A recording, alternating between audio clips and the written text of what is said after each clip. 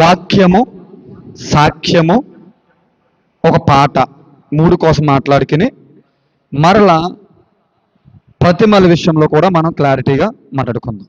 అక్షర బోధ విషయంలో చివరిలో ఏమైనా ఉంటే టైం ఉంటే మాట్లాడుకుందాం. నాకు ఇప్పుడు మీకు సంబంధించిన ఒక వస్తువు ఉంది. ఆ వస్తువు మీరు అమ్ముతున్నారు.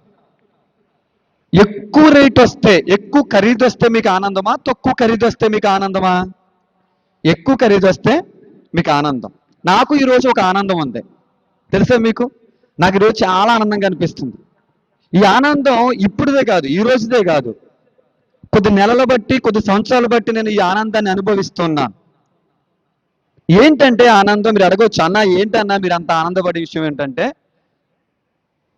వాక్యము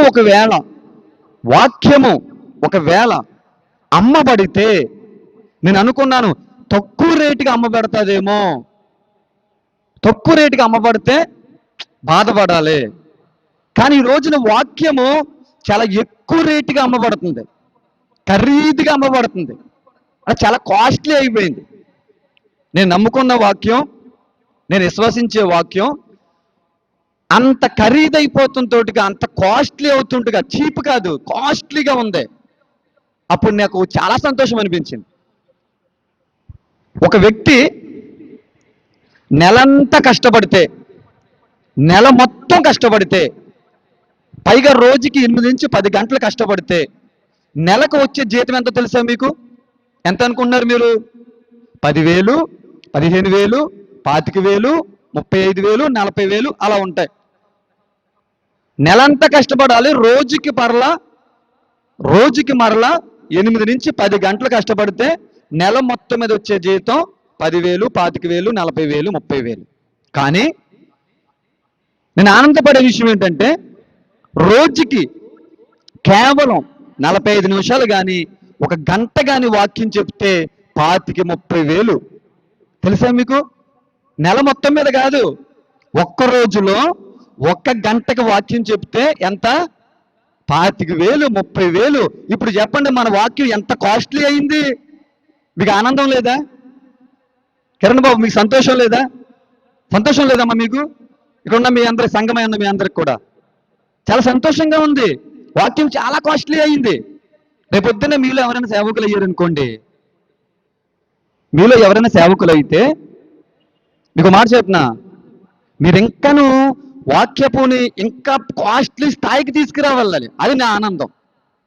ఇప్పుడు వాక్యం కేవలం ఏళ్లలోనే అమ్మబడుతుంది, 1,000, 25,000, 30,000 గంటకే అమ్మబడుతుంది. మీరు ఎవరైనా సేవకులు అయితే కనుక వాక్యాన్ని మీరు గంటకి ₹1,00,000 స్థాయికి తీసుకెళ్ళిపోవాలి. నేను రావాలంటే ₹1,00,000 ఇవ్వాలి మీకు.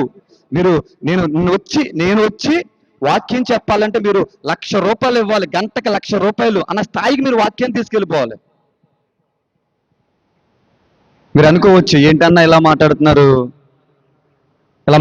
ఏంటన్నా? అంతే కదా మరి, దినాలు ఎలా ఉన్నాయి? ఇప్పుడు ఒక సేవకుడుగా చలామణి అవుతున్న వాడిని, కొన్ని సేవకుడే అనుకుందాం, అంటే వాక్యాన్ని అమ్ముకునే వాడిని సేవకుడు అని అనరు, కొన్ని సేవకుడు అనుకుందాం. ఒక సేవకుడిని ఇంకో సేవకుడు వాక్యానికి పిలిచాడు, ఓకేనమ్మా? సభకో కూడికో పిలిచాడు. ఈ సేవకుడు ఆ సభకు కానీ ఆ కూడికి కానీ వెళ్ళి వాక్యం చెప్పాలి, అంతే. అలా కాకుండాను మేము రావాలంటే 25,000 ఇవ్వాలి, మేము రావాలంటే 30,000 ఇవ్వాలి అని అంటున్నారంటే దీని అర్థం ఏమిటి? ఇప్పుడు ఏమి లేదు. షాపోడు, మీరు బుక్ స్టోర్కి వెళ్ళండి, షాప్ వాడి దగ్గరికి వెళ్ళండి, అన్న ఆ పెన్ ఎంత? ₹5 అంటాడు. అన్న ఆ పుస్తకం ఎంత? ₹20 అంటాడు. అన్న ఈ గైడ్ ఎంత? ₹100 అంటాడు. అని అర్థం ఏంటి? వాడి దగ్గర ఉన్న దాన్ని మనకు అమ్ముతున్నాడు. మనకు కావాలి ఆ వస్తువు, అతని దగ్గర ఉంది, అతని వ్యాపారవేత్త కూడా దాన్ని అమ్ముతున్నాడు.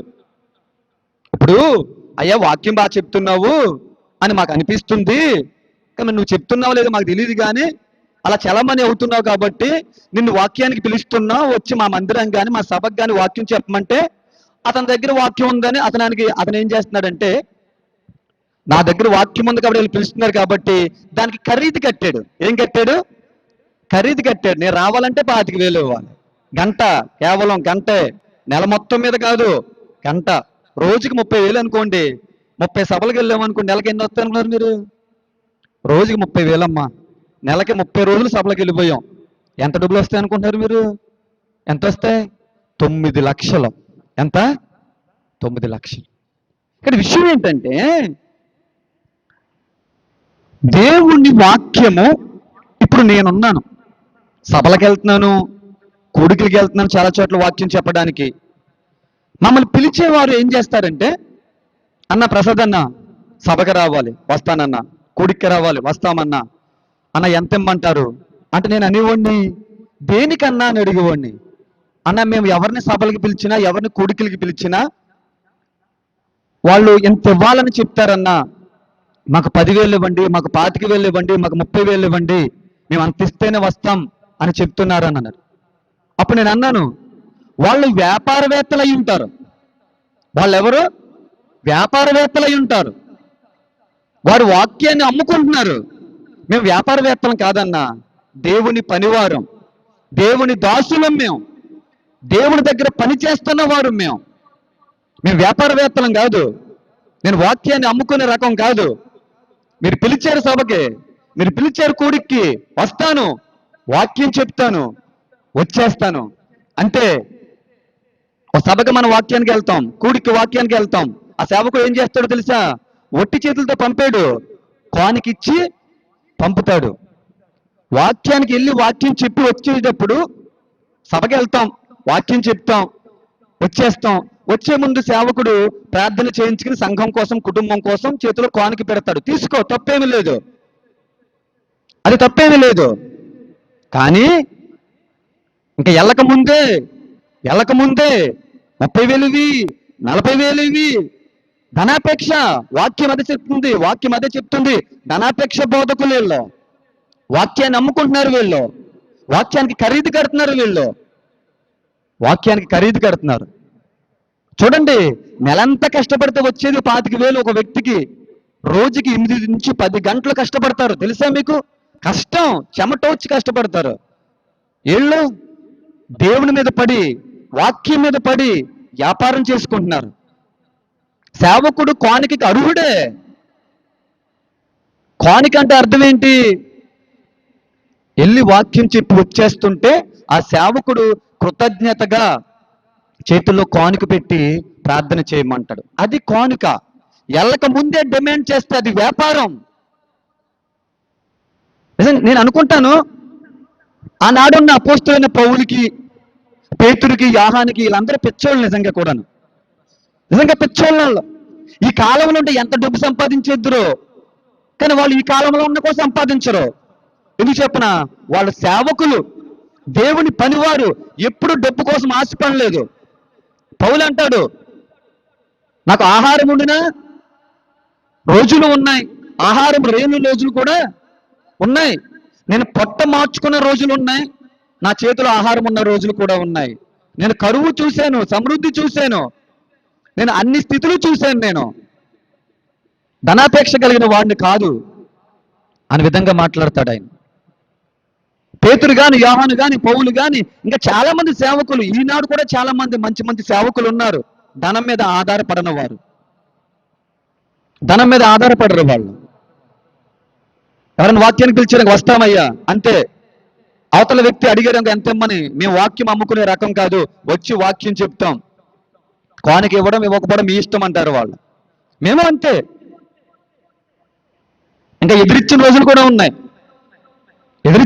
కూడా ఉన్నాయి. ఎందుకంటే ఇవ్వడానికి దేవుడు మమ్మల్ని ఆ స్థాయిలో ఉంచాడు. సేవకుల్ని దేవుడు ఇచ్చే స్థాయిలో ఉంచాడు. ఈ స్థాయిలో ఉంచలా. వాక్యాన్ని అమ్ముకుంటున్నారు చాలా మంది. వాక్యానికి రేటు కట్టేవాడు వ్యాపారస్తుడు, సేవకుడు కాదు. తెలుసా? యవనస్తులుగా, సంఘముగా మీరు తెలుసుకోవాలి. ఈ రోజున ఏ సేవకుడు సరే ఎవరికైనా ఫోన్ చేస్తుంటే వాక్యానికి రమ్మని 25,000 అవుద్ది, 30,000 అవుద్ది, 40,000 అవుద్ది. మళ్ళా ఈ ఆహారం పెట్టాలి, అవి పెట్టాలి.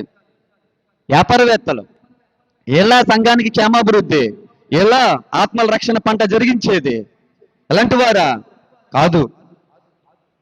కాబట్టి మనం ప్రార్థించాలి, దేవా సంఘంలో వ్యాపారవేత్తలుగా చలామణి అవుతున్నారు సేవకులు అనబడేవారు. సేవకులు అనబడేవారు చాలా మంది వ్యాపారవేత్తలుగానే ఉన్నారు. కాబట్టి ప్రభువా వాళ్ళకున్న ధనాపేక్షను తీసేసి మంచి సేవకులుగా వారు మారాలి, వాళ్ళలో ఉన్న ధనదాహం పోవాలని మనం ప్రార్థించాలి. కాబట్టి వాక్యానికి రేటు కట్టకూడదు. వాక్యానికి రేటు కట్టగలమా మనం? కట్టలేం. అలాంటిది ఈ రోజున వాక్యాన్ని అమ్ముతున్నారు. మీరు ఒకటే ఫిక్స్ అయిపోవాలి, ఎవరైతే కనుక వాక్యానికి రమ్మంటే ఇంత డబ్బిస్తేనే కానీ రాము అన్నారంటే వాళ్ళు వ్యాపారవేత్తలు. వచ్చిన తర్వాత కూడా పాపం వాళ్ళు కొద్దిగా వాళ్ళకి కలిగింది సేవకులు పెడుతుంటే అక్కడే లెక్కేసేసుకుని కొంతమంది సరిపోవట్లేదు, ఇది మాకు సరిపోదు అన్న వాళ్ళు కూడా ఉన్నారు. చూడండి ఎంత దారుణమో. పౌలు అనేక సార్లు ఆయన ఇబ్బందులు పడ్డాడు. ఎవరికి భారం కాకూడదు అనుకున్నాడు ఆయన. తిండి ఉన్నా లేకపోయినా, ఆ రహదారి ఖర్చులకు డబ్బులు ఉన్నా లేకపోయినా ఆయనకి ఆయనే దేవుని సేవ కోసం కష్టపడేవాడు. ఆయనకి ఆయనే ఎంత వస్తే అంతలోనే బ్రతికేవాడు, అమ్ముకోలేదు ఆయన. ఇప్పుడు నేను అంటాను, గుడివాడ నుంచి పాలకోలు కానీ భీమవరం రావడానికి ఎంత అవుద్ది? విజయవాడ నుంచి కానీ, రాజమండ్రి నుంచి కానీ, హైదరాబాద్ నుంచి కానీ, వైజాగ్ నుంచి కానీ ఇలాంటి ప్రాంతాలు రావడానికి ఎంత అవుతుంది డీజిల్కి? గుడివాడ నుంచి అయితే 1000 రూపాయలు అవుతుంది కారుకి, విజయవాడ నుంచి అయితే 1500, ఇంకా తర్వాత రాజమండ్రి అది 1000, అది 2000, ఒక ఊరికి ఒక ఊరు వేసుకోండి. వైజాగ్ నుంచి రావాలంటే 3000 అంతే. కానీ వీళ్ళకి ఎంత ఇవ్వాలి తెలుసా మీకు? 25,000, 30,000, 40,000. పోనీ పిలిచే సేవకుడు సంతోషంగా ఇవ్వట్లేదు పాపము, అవతల డిమాండ్ చేస్తున్నారు, ఎంత అయితేనే వస్తాం. అందుకే ఈ వాక్యాన్ని అమ్ముకునే కొంతమంది ఏమయ్యారో తెలుసా? చాలా మంది సేవకులు వీరిని నిషేధించారు. అమ్మో అలాంటి సేవకుడిగా చలామణి అవుతున్న వీళ్ళని పిలుద్దాం అనుకుంటే 25,000-30,000 ఇవ్వాలంట. చిచ్చి, అలాంటి వాళ్ళు ఇంటికి ఆయన పక్కన పెట్టేసారు చాలా మంది సేవకులు తెలుసా.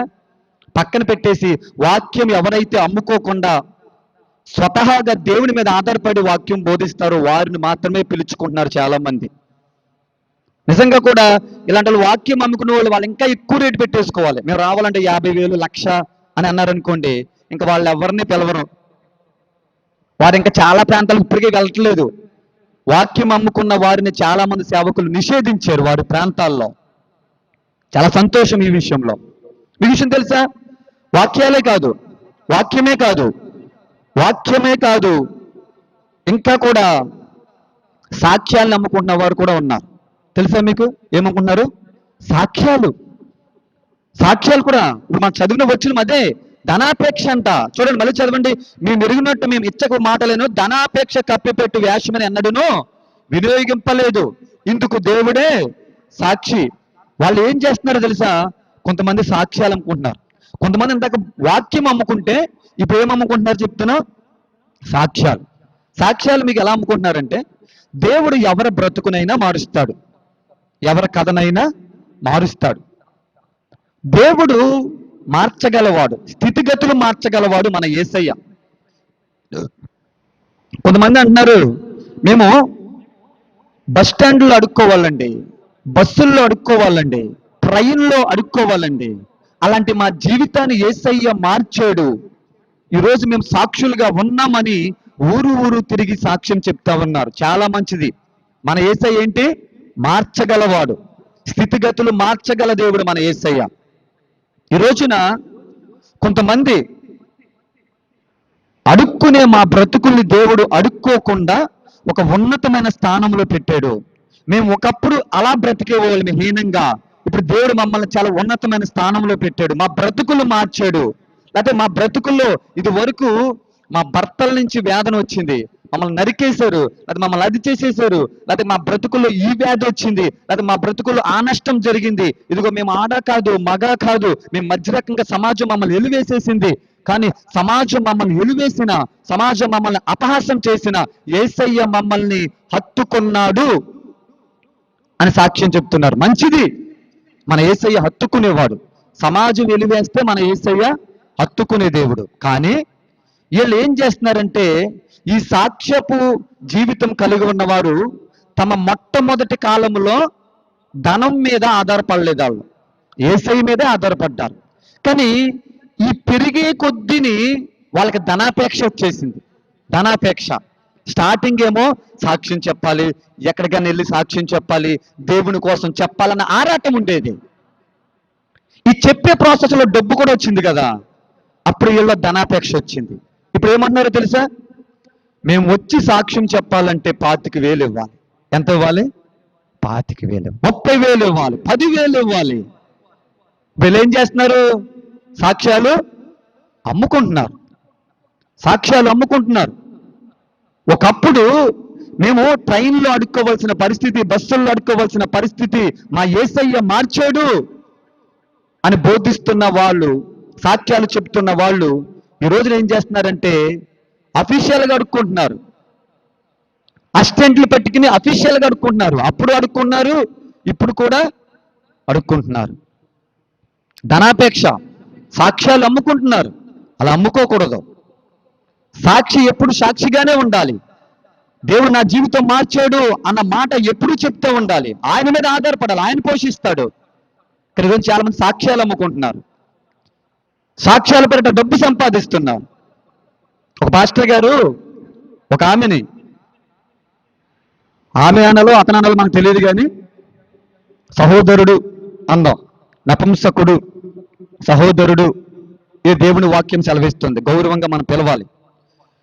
వాక్యానికి పిలిచారు సాక్ష్యం చెప్పమని. పిలిస్తే ఏం చెప్పారో తెలుసా మీకు? 25,000 ఇస్తే కానీ రానన్నారంట. 5,000 అడ్వాన్స్ పంపాలన్నారంట. చూడండి ఎలా అయిపోతుంది పరిస్థితి. సాక్ష్యాలు అమ్ముకుంటున్నారు, వాక్యాలు అమ్ముకుంటున్నారు. ధనాపేక్ష. ఎంతో మంది కనుమరుగైపోయారు, వారికి తెలియట్లేదు. సాక్ష్యము వాక్యాలు అమ్ముకోకూడదు, అది మంచి పద్ధతి కాదు. దేవుని వాక్యం సెలవిస్తుంది, ధనాపేక్ష సమస్త కీడులకు మూలమని. వాక్యం అమ్ముకున్నా, సాక్ష్యం అమ్ముకున్నా దేవుని దృష్టిలో చాలా భయంకరమైన శాపగ్రస్తులుగా మిగిలిపోతారు. కాబట్టి మనం వాక్యము, సాక్ష్యాలు అమ్ముకోకూడదని ఈ ధనాపేక్ష కలిగిన వారిని తెస్సలోనిక సంఘానికి పౌలు రాస్తున్నాడు. ఆ ధనాపేక్షలో మాకు లేదు అని చెప్తా ఉన్నాడు. కాబట్టి మనం చాలా జాగ్రత్తగా ఉండాలి ఈ కాలం బట్టి. తర్వాత మూడవదిగా ఏ విషయం అంటే, ఈ రోజున మీకు పాటల కోసం కూడా స్తుతి. ముందేం చెప్పాను? వాక్యం అమ్ముకోకూడదు, వాక్యము, సాక్ష్యము. మూడోది పాట అమ్మకడం కాదు, కానీ పాటలో ఒక రకమైన అమ్మకం ఉంది. నేను కిరణ్ బాబు మన కారులో వస్తా మాట్లాడుకున్నాం. ఏంటి ఆ విషయం అంటే, ఇప్పుడు పాట అంటే అర్థం ఏమిటి? దేవుని స్తుతించడం కోసమే. మాట, శక్తిగల యేసయ్య మాట మన బ్రతుకుల్ని మార్చింది. పాట ఆయన స్తుతించడం కోసం మనము ఉపయోగించాలి. ఆయన మాట ద్వారా మారిన మనం, ఆయన మాట ద్వారా మన బ్రతుకులు మారిని, మన పాపము పోయింది, నరకం పోవలసిన మన బ్రతుకులు ఈరోజు యేసయ్య మాట ద్వారా, ఆయన కృప ద్వారా ఆయన రాజ్యానికి వెళ్ళే అర్హత సాధించుకున్నాం, పొందుకున్నాం. అందుకు మనం ఆయన ఏం చేస్తామంటే స్తుతిస్తాం. పాట ద్వారా ఏం చేస్తాం? స్తుతిస్తాం. పాట స్తుతించడానికే. పాట రాసేవారికి కానీ, పాట పాడేవారికి కానీ ఘనత రాకూడదు, మహిమ రాకూడదు. పాట ద్వారా ఎవరికి మహిమ రావాలి? యేసయ్యకు మహిమ రావాలి. పాట ద్వారా ఎవరికి ఘనత రావాలి? యేసయ్యకు ఘనత రావాలి. పాట రాసిన వారికి కానీ, పాట పాడేవారికి కానీ ఘనత రాకూడదు. నేను రాశాను, నేను పాడాను అని ఆ యొక్క మెప్పు, ఆ ఘనత మనకుండకూడదు. మనం పాట పాడేది యేసయ్య కోసం. ఈ రోజున మంచి మంచి పాటలు రాస్తున్నారు చాలా మంది. కానీ క్రైస్తవంలో ఒక దౌర్భాగ్యం వచ్చింది తెలుసా మీకు? Viral, trending. ఈ రెండు పదాలు మీరు ఎప్పుడైనా విన్నారా? ఇవి క్రైస్తవానికి సంబంధం లేని పదాలు. వైరల్, సినిమా పాటలు వైరల్ అవుతాయి, సినిమా పాటలు ట్రెండింగ్ అవుతాయి. అది సినిమా పాటలకు సంబంధించిన పదాలు. క్రైస్తవ పాటలకి ఆ పదాలు వర్తించవు. కానీ ఈ రోజున కొంతమంది దౌర్భాగ్యులు, క్రైస్తవ సమాజంలో నామమాత్రపు క్రైస్తవులు ఈ వైరల్, ఈ ట్రెండింగ్ అన్న పదాల్ని క్రైస్తవ పాటలకు తీసుకొచ్చారు. చాలా మంచి మంచి పాటలు ఉన్నాయి. ఇందాక సంజయ్ పాడింది ఒక మంచి పాట, రాజాని సన్నిధిలో.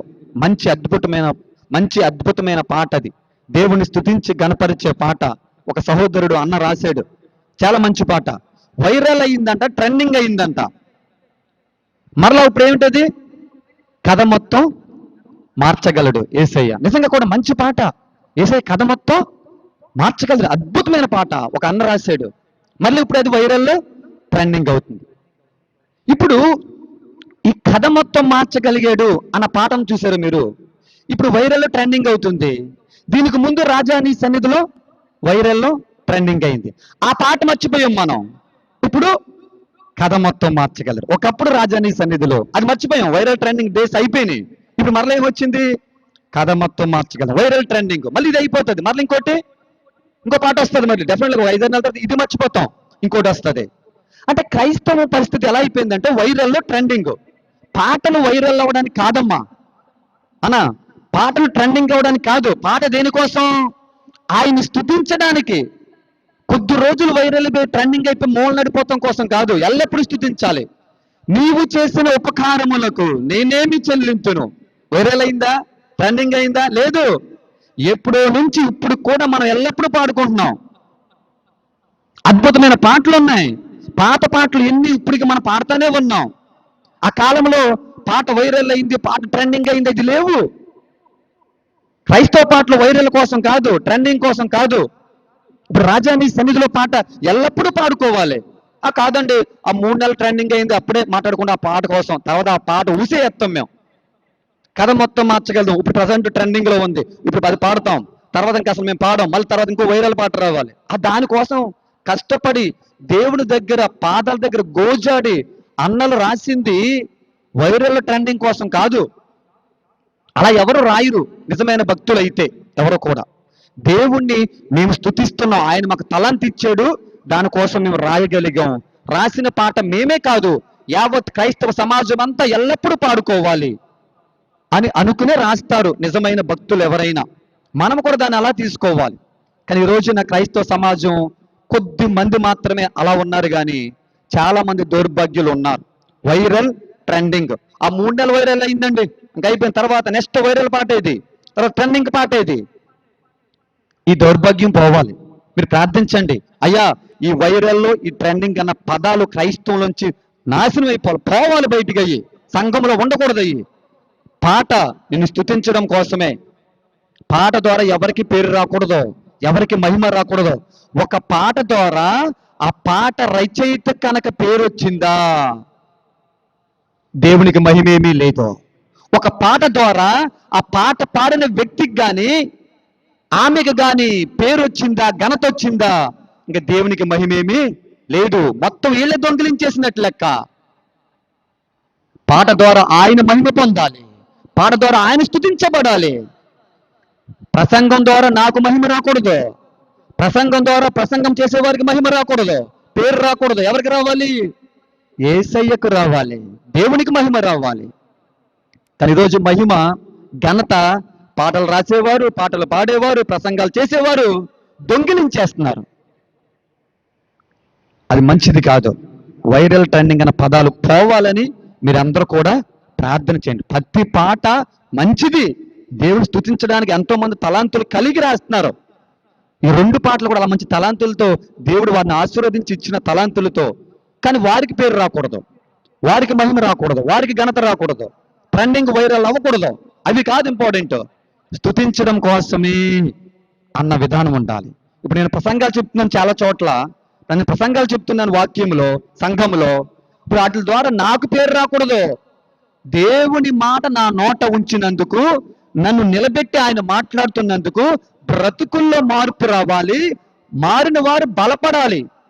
అంతవరకే నేను పనోడిని, అంతే తప్ప నాకు పేరు వస్తాక, నాకు ఘనత వస్తాక అయితే అది ఆయనకి మహిమ చెందాలి. నాకు వస్తే మంచిది కాదు. ప్రసంగం చేసేవారు ఎవరికైనా వారికి రాకూడదు. కానీ ఈరోజు చాలా మంది ప్రసంగాలు చేసే వారికి మహిమ తెచ్చుకుంటున్నారు. అది మంచిది కాదని వాక్యం సెలవిస్తోంది. తర్వాత నేను ఒకసారి మీకు ఇంకా టైం అయిపోయింది, 7:50 అయిపోయింది, విగ్రహాల కోసం చెప్పి ముగించేస్తాను. ఇర్మియా గ్రంథము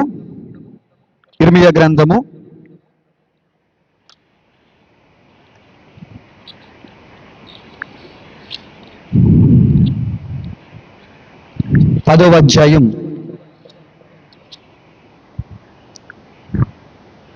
4వ వచనం, 5వ వచనం.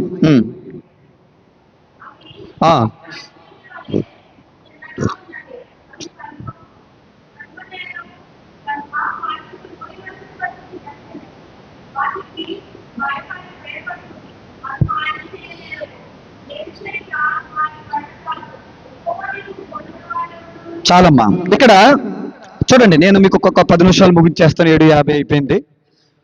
వాక్యం ఏమి సెలవిస్తుందంటే, మీకు మన ఈ మధ్యలో కొన్ని బోధల కోసం మాట్లాడుకుంటున్నాం. దాంట్లో ఒక బోధ ఏంటంటే అక్షర బోధ. ఈ అక్షర బోధకులు సంఘానికి చాలా ప్రమాదం. ఎందుకంటే వీరికి సువార్త చేయడం రాదు. వీళ్ళకి, ఈ అక్షర బోధకులకి క్రీస్తు నామం ఎరగని మనుషుల దగ్గరికి వెళ్ళి క్రీస్తుని పరిచయం చేసే విధానము గాని, తత్వము గాని, అటువంటి మనసు గాని వీరికి ఉండదు. క్రీస్తు సువార్త వీళ్ళు ప్రకటించరు. క్రీస్తు నామాన్ని అన్య జనాంగం దగ్గరికి తీసుకువెళ్ళరు. ఎవరు? ఈ అక్షర బోధకులు. వీళ్ళు ఏం చేస్తారంటే ఎప్పుడు కూడా గొడవలే పెడతా ఉంటారు సంఘాల్లో. ఎప్పుడు గొడవలే, ఎప్పుడు వివాదాలే. మాకు తెలుసు వాక్యం, జ్ఞానం మా దగ్గర ఉంది, వాక్యం మా దగ్గర ఉంది అని చెప్పేసి వీళ్ళు ఏం చేస్తారంటే ఎప్పుడు గొడవలు పెడతానే ఉంటారు. గొడవలు పెట్టడానికే పుట్టిన వారే అక్షర బోధకులు. చూడండి, వీళ్ళ ఎవరు కూడా దీంట్లో ఒక్క వ్యక్తి కూడా అయ్యో పలానా గ్రామంలో కానీ, పలానా పట్టణంలో కానీ, మన చుట్టూ కానీ క్రీస్తుని ఎరగని వారు చాలా మంది ఉన్నారు, వాళ్ళకి వెళ్ళి సువార్త చెప్దాం అన్న ఆసక్తి కానీ, ఆశ కానీ, కసి కానీ వారిలో ఉండదు. ఎప్పుడు ఈ అక్షర బోధకుల్లో ఏముంటుందంటే, నీకు తెలుసా, మాకు తెలుసు, నీకు తెలుసా, మాకు తెలుసు, రండి. ఇదే, ఈ గొడవలే, ఈ వివాదాలే. దాంట్లో ఈ అక్షర బోధకులు పెట్టుకునే గొడవల్లో, వివాదాల్లో ఒక వివాదం ఏంటంటే విగ్రహం, ప్రతిమ విషయంలో గొడవలు పెట్టుకున్నారు. వీళ్ళు వివాదాలు పెట్టుకున్నారు. ఏంటంట? గట్టిదా ఒట్టిదా అని. ఏంటంట? అసలు క్రైస్తవంలోకి అసలు విగ్రహం గురించి తీసుకురావాల్సిన అవసరం లేదు. క్రైస్తవానికి విగ్రహం గురించి, ప్రతిమ గురించి సంపూర్ణంగా తెలుసు. మీకు తెలియదా?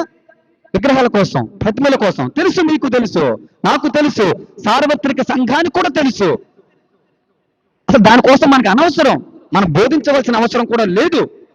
కానీ వీళ్ళు అలాంటి గొడవలను తెర మీదకి తీసుకొస్తారు. ఇర్మియా గ్రంథంలో దేవుని వాక్యం సెలవిస్తుంది ఏమనంటే, ఆ ప్రతిమలకు, ఆ బొమ్మలకు కీడు చేయుట చేత కాదు, మేలు చేయుట కూడా చేత కాదు. అవి కీడు చేయలేవు, మేలు కూడా చేయలేవు, దాంట్లో ఏమీ లేదు. అది క్రైస్తవులకు తెలుసు. కానీ ఈ అక్షర బోధకులు దానికోసమే కొట్టుకుంటారు. ఎందుకంటే వీళ్ళకి ఏదో గొడవ కావాలి, దాని మీద వీళ్ళ తెర మీద కనిపించాలి. అది వారి స్వార్థం. ఓకేనా? ప్రతిమల విగ్రహంలో ఏమైనా ఉందా? ఏమీ లేదు. అవి కీడు చేయవు, మేలు చేయవు. ఇప్పుడు ఒక యేసుక్రీస్తు విగ్రహం మీరు తెచ్చుకోండి అమ్మా, చేతిలో పెట్టుకోండి. దీని ముందు యేసుక్రీస్తు విగ్రహం ముందు మీరు ఎన్నిసార్లు ప్రార్థన చేసినా, ఎంత పొర్లు దండాలు పెట్టినా మీకు అది కీడు చేయదు, మేలు కూడా చేయదు. మీకు ఏదైనా పని జరగాలంటే ఏం చేయాలి? మీరు మీ నట్టింట దేవుడు మీకు ఇచ్చిన సంఘములో మీరు మోకరించి ఆత్మస్వరూపి అయిన, సత్యస్వరూపి అయిన, ఆ ప్రేమమూర్తి అయిన యేసయ్యకు మీరు ఆత్మతో, సత్యముతో మీరు హృదయపూర్వకంగా ప్రార్థిస్తే ఆ ప్రార్థనలు ఆయన ఆలకిస్తాడు. అప్పుడు మన విజ్ఞాపనని ఆయన విని ఆయన చిత్త ప్రకారం మనకు అన్ని కూడా ఆయన తగిన సమయంలో సహాయము దయచేస్తాడు. అంతే తప్ప ఒక విగ్రహం, ఒక ప్రతిమ యేసుక్రీస్తు ఎదురు పెట్టుకుంటే మీకు కీడు జరగదు, మేలు కూడా జరగదు. ప్రతిమ విగ్రహాలు కీడు చేయవు, మేలు కూడా చేయవు. ఈ స్పష్టత క్రైస్తవ సంఘానికి తెలుసు. కానీ ఈ అక్షర బోధకులకి అస్తమాను తెర మీద కనిపించడానికి ఏదో ఒక గొడవ కావాలి, వివాదం కావాలి. ఈ విధాలు పెట్టుకుంటారు వీళ్ళు. ఈ గొడవలు పెట్టుకుంటారు. పోనీ విగ్రహం విషయంలో క్రైస్తవ సంఘానికి ఏదైనా స్పష్టత ఇవ్వండి అన్నా అంటే, ఒకటి, అవి కీడు చేయు మేలు చేయు, 0, అది స్పష్టత. రెండోది, ఎందుకు మనము ప్రతిమల్ని ఆరాధించకూడదు, విగ్రహాల్ని పూజించకూడదు అంటే, ఒకసారి తన బాహుబలం చేత ఇశ్రాయేలుని దేవుడు ఐగుప్తు నుండి కానానికి నడిపిస్తాడు. నడిపించే సమయంలో కొండ శిఖరం మీద యెహోవా ఉంటారు. యెహోవాతో మాట్లాడడానికి, దేవాది దేవునితో మాట్లాడడానికి మోషే గారు వెళ్తారు. కింద అహరోను గారు, ఇశ్రాయేలు ప్రజలందరూ ఉంటారు. ఈ ఇశ్రాయేలుకి యెహోవా స్వరము వినిపించట్లా, మోషే గారు కనిపించట్లా.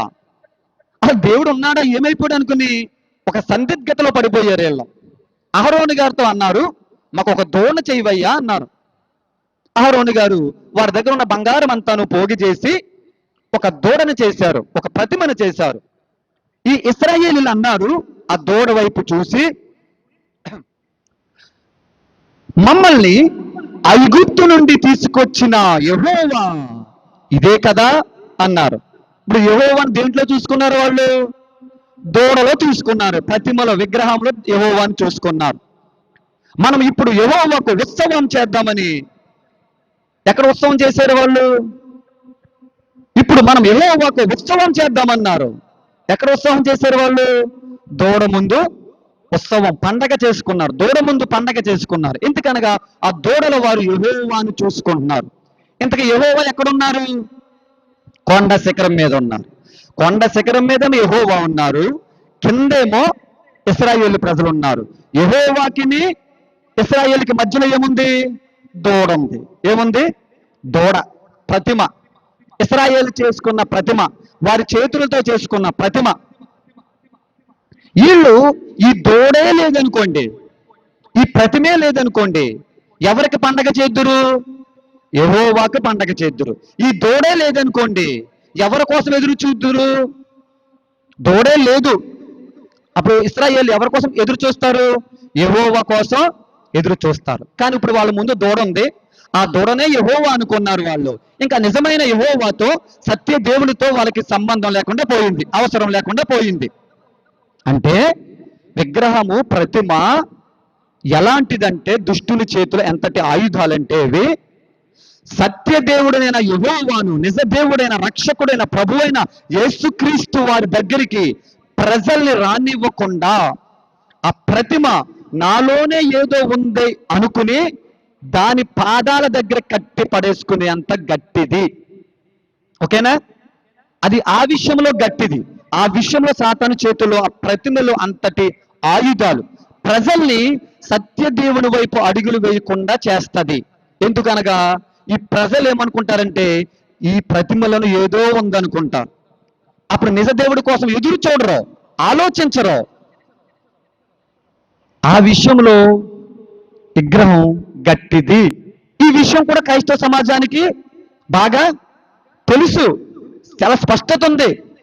మనము ప్రతిమల్ని, విగ్రహాల్ని పూజించకూడదు. ఎందుకనగా మహాదేవుడైన, సృష్టికర్త అయిన సత్యదేవుడు బొమ్మలలో, పటాలలో ఉంటాడని మనం అనుకోకూడదు. ఆయన సృష్టిలో పట్టజాలని దేవుడు, సృష్టి చేసిందే ఆయన. సెల్ ఫోన్ చేసిన వాడు సెల్ ఫోన్లో ఉంటాడా? ఉంటాడా? ఉండడు కదా. సెల్ ఫోన్ గొప్పదా? సెల్ ఫోన్ చేసిన వాడు గొప్పవాడా? సెల్ ఫోన్ గొప్పదే, చాలా బాగా పనిచేస్తుంది, కానీ దీన్ని చేసేవాడు మరీ గొప్పవాడు. సృష్టి గొప్పదే, కానీ సృష్టికర్త మరీ గొప్పవాడు. సృష్టికర్త స్థానం సృష్టికర్తగా ఇవ్వాలి మనం. సృష్టిలో ఉన్న వాటిలో వీటిలో సృష్టికర్తను పెట్టి ఆయన స్థానాన్ని తగ్గించకూడదు. అది నేను చెప్పేది. ఈ స్పష్టత, ఈ ప్రతిమల స్పష్టత, అవగాహన క్రైస్తవ సంఘానికి సంపూర్ణంగా ఉంది. కానీ ఈ అక్షర బోధకులు ఏం చేస్తారంటే ఎప్పుడు ఏదో గొడవలు పెడతా ఉంటారు, ఏదో గొడవలు. మరలా ఈ మధ్యకాలంలో కొన్ని నెలలు బట్టి, కొన్ని సంవత్సరాలు బట్టి ఈ అక్షర బోధకులు మరి ఒక గొడవ తెస్తున్నారు తెర మీదకి. తెలుసా మీకు? ఆల్రెడీ గొడవలు జరుగుతున్నాయి, మొన్న కూడా జరిగినాయి, అంతకుముందు నెలల క్రితం జరిగినాయి. ఏంటనుకున్నారు ఆ గొడవ? యేసుక్రీస్తు దేవుడని ఒక బ్యాచ్, యేసుక్రీస్తు దేవుడు కాదని మరి ఒక బ్యాచ్. ఈ అక్షర బోధకులు తీసుకొస్తున్న తెర మీదకి తీసుకొస్తున్న మరో గొడవ ఏంటంటే యేసుక్రీస్తు దేవుడంట ఒక బ్యాచ్, యేసుక్రీస్తు దేవుడు కాదు అని మరో బ్యాచ్. అంటే నిత్యుడు దేవుడు కాదని ఒకడు, నిత్యుడు దేవుడు అని మరి ఒకడు. అంటే ఈ రెండు బ్యాచ్లు ఏ బ్యాచ్లో తెలుసా? ఒకటే బ్యాచ్. ఒక చోటే పుట్టారు, ఒక చోట తయారయ్యారు ఆనిముత్యాలు, ఆవేశపరులు. ఒక కాలేజీలోనే, ఒక స్కూల్లోనే, ఒక గురువు గారి దగ్గరే వీళ్ళందరూ ట్రైనింగ్ అయ్యారు.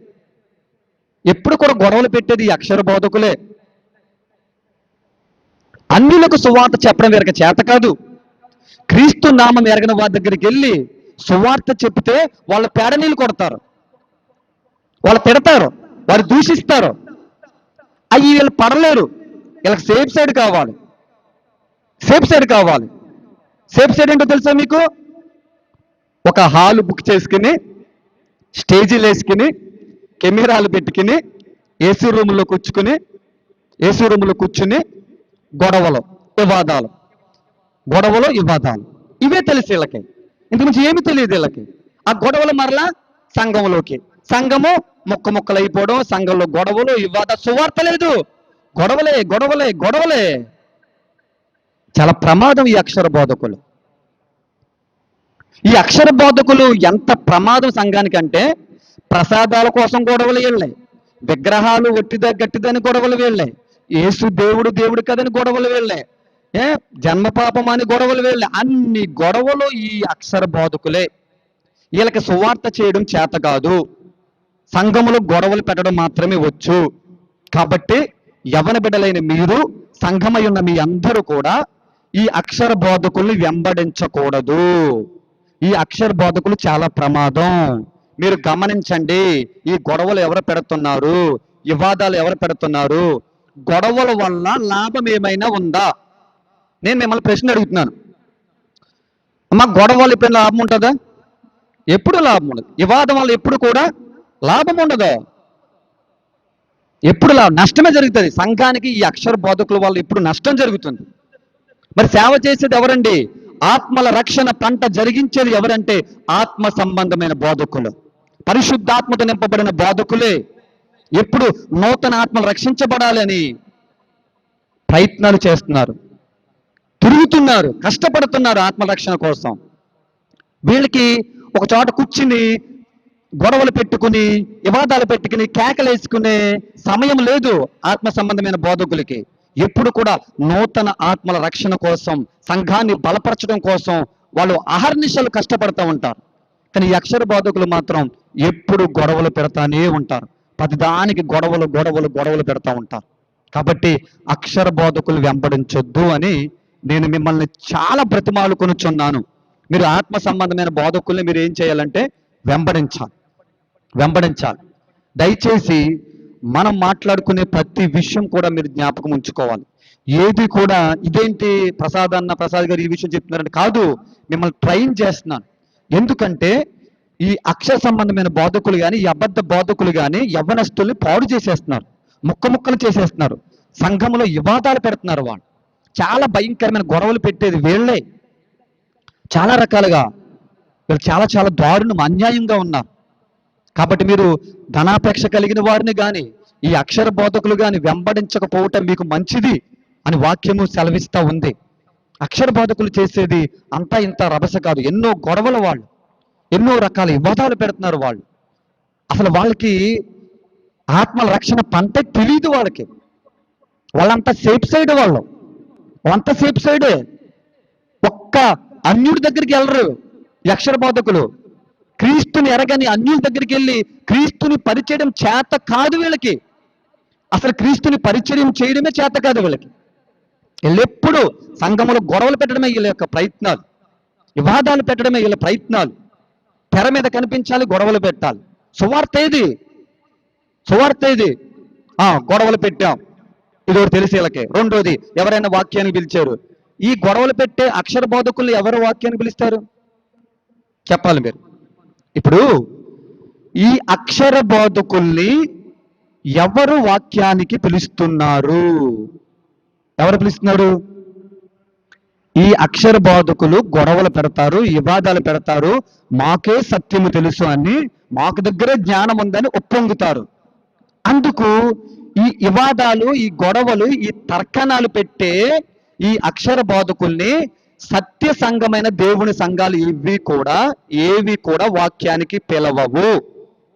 వీళ్ళని వాక్యానికి పిలిచే సంఘాలు ఏవి అంటే అక్షరాము బోధకుల్ని, ఈ అక్షర బోధకుల్ని పిలిచే సంఘాలు ఏవి అంటే వాళ్ళు కూడా గొడవల్లోనే ఉంటారు, వాళ్ళు కూడా వివాదాల్లోనే ఉంటారు, వారు కూడా రాజకీయాల్లోనే ఉంటారు, వాళ్ళు కూడా గొడవలకి కాళ్ళు దువ్వుతారు, వాళ్ళు కూడా శరీర పరంగానే జీవిస్తారు. ఈ బైబిల్లో ఉన్న వాక్యాన్ని కూడా వాళ్ళు ఆత్మ సంబంధమైన వాక్యంగా చూడరు, పరిశుద్ధాత్మ సంబంధమైన వాక్కుగా చూడరు, వాళ్ళు కూడా అక్షరంగానే చూస్తారు. బ్రతుకులు మారవాలి. దాంట్లో 99% ఎవరి బ్రతుకులు మారో అక్షర సంబంధమైన సంఘాలయ్యి ఒకటో రెండో ఉన్నాయి. ఆ సంఘాలు మాత్రమే ఈ అక్షర బోధకుల్ని పిలుస్తారు. ఈ అక్షర బోధకులు ఎవ్వరు కూడా సార్వత్రిక సంఘమైన నిజమైన పరిశుద్ధాత్మత నింపబడిన సంఘాల్లోకి అడుగు పెట్టలేకపోయారు. ఎందుకంటే అసలైన దేవుని సంఘం వీరిని సంఘంలోకి అడుగు పెట్టనివ్వదు. ఎందుకంటే దేవుని ఆత్మతో నింపబడిన సంఘాలు చాలా ఉన్నాయి. ఈ అక్షర బోధకులు ఇంకా అడుగు పెట్టలేదు, పెట్టకూడదని ప్రార్థించండి. వీళ్ళు అడుగు పెట్టారా మొక్కలు చేసేస్తారు, గొడవలు పెట్టేస్తారు. ఇప్పుడు పరిశుద్ధాత్మ చేత మనం అందరం ఐక్యతలో ఉన్నాం. ఎలా ఉన్నాం? పరిశుద్ధాత్మ చేత మనం అందరం ఐక్యతలో ఉన్నాం, మేడగది అనుభవంలో ఉన్నాం. అందుకే ఈ అక్షర బోధకులు ఇంకా మన సంఘాల్లోకి అడుగు పెట్టనివ్వలేదు. దేవుడు అడుగు పెట్టనివ్వడు. వీళ్ళు కేవలం అడుగు పెట్టేది అక్షర సంబంధమైన సంఘాల్లోకి మాత్రమే. ఆ విషయం వాళ్ళకు కూడా తెలుసు, సంఘానికి కూడా తెలుసు. మీ విషయం తెలుసా? చాలా మంది అనుకుంటారు దేవుడు అబద్ధ ప్రవక్తల కోసమే బైబిల్లో రాయించాడు అని అనుకుంటారు. కాదు, అబద్ధ ప్రవక్తల కోసమే కాదు, గొర్రె చర్మం కప్పుకున్న తోడేలు కోసమే కాదు, ఈ వివాదాలు, ఈ తర్కాణాలు పెట్టే వారి కోసం కూడా దేవుడు బైబిల్లో రాయించాడు. అబద్ధ బోధకులు ఎంత ప్రమాదమో ఈ అక్షర బోధకులు కూడా అంతే ప్రమాదం అని చెప్పాడు దేవుడు. ఇలా గొడవలు పెడతారు, వివాదాలు పెడతారు, ఎప్పుడు ఏదో గొడవను తెర మీద తీసుకొస్తారు, సంఘాన్ని ముక్కలు చేసేస్తాడు అని దేవుడు బైబిల్లో స్పష్టంగా రాయించాడు. మీకు ఒకసారి చూపించి నేను ముగించేస్తాను. తీయండి తొందరగా, ఇది మనకు దొరకాలని ప్రార్థించండి. మీకు అది చూపించేస్తే అయిపోతుంది.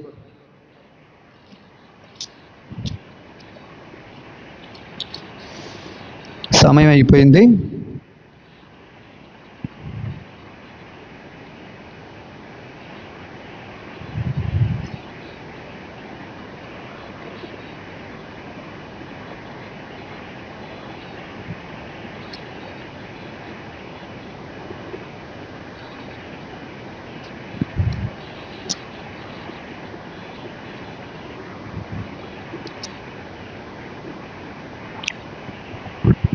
చూడండి అమ్మా, 1 తిమోతి 6వ అధ్యాయం 3వ వచనం నుంచి.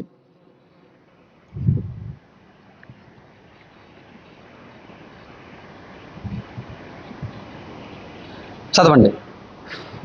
1 తిమోతి 6వ అధ్యాయం. ఎవరైనా మన ప్రభు అయిన యేసుక్రీస్తు యొక్క వాక్యములను దైవభక్తికి అనుకునే బోధను అంగీకరింపక భిన్నమైన బోధ ఉపదేశించిన ఎడల వాడేమీ ఎరుగక తర్కములను గూర్చి, వాగ్వాదములు గూర్చి వ్యర్థమైన ప్రయాసపడుచు గర్వాంధుడగును.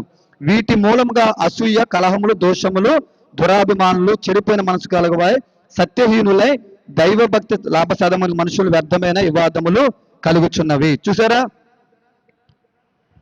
దేవుడు అబద్ధ బోధకుల కోసమే కాదు, అక్షర బోధకులు, ఈ తర్కాణాలు, వివాదాలు పెట్టే వారి కోసం కూడా ఈ 1 తిమోతి 6వ అధ్యాయంలో చాలా స్పష్టంగా రాయించాడు ఆయన. ఆ యొక్క మీరు 6వ అధ్యాయం మొత్తం చదువుకుంటే గనక వాళ్ళు గర్వంతులు అవుతారు, లేనిపోని విషయాల కోసం గొడవలు పెడతారు. వీళ్ళు చాలా భయంకరమైన వ్యక్తులని, దాంట్లో మరలా ఇంకొంతమైన దైవభక్తికి అనుకూలం కానివారని, ఇంకా వీళ్ళకి సంతృష్టి ఉండదని, అబద్ధ బోధకుల కోసం, ధనాపేక్ష కలిగిన వారి కోసం, అక్షర బోధకుల కోసం మొత్తం ఆయన చాలా స్పష్టంగా రాయించాడు అక్కడ. కాబట్టి దేవుడు చెప్తున్నాడు, ఈ వాగ్వాదాలు పెట్టి గర్వాంధులు అయ్యే వాళ్ళు చాలా మంది ఉంటారు. గర్వము ఎవరి దగ్గర ఉంటుందంటే అక్షర బోధకుల దగ్గర ఉంటుంది. వీళ్ళు మాకే తెలుసు అన్న గర్వం వీళ్ళకి. ఆత్మ సంబంధమైన బోధకులకి తగ్గింపు ఉంటుంది. ఇంకా దేవుని పాదాల దగ్గర పడి నేర్చుకోవాలన్న ఆశ ఉంటుంది, వాళ్ళకి ఆసక్తి ఉంటుంది. కానీ వీళ్ళకి గర్వం ఉంటుంది.